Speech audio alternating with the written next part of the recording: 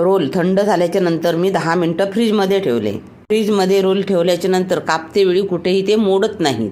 जशास तशी कापं येतात आपल्याला हवी तशी. 1 सेंटीमीटर कापं जाड मी कापून घेतली आहेत. पातळ कापं चांगली शेकली जातात तेलामध्ये.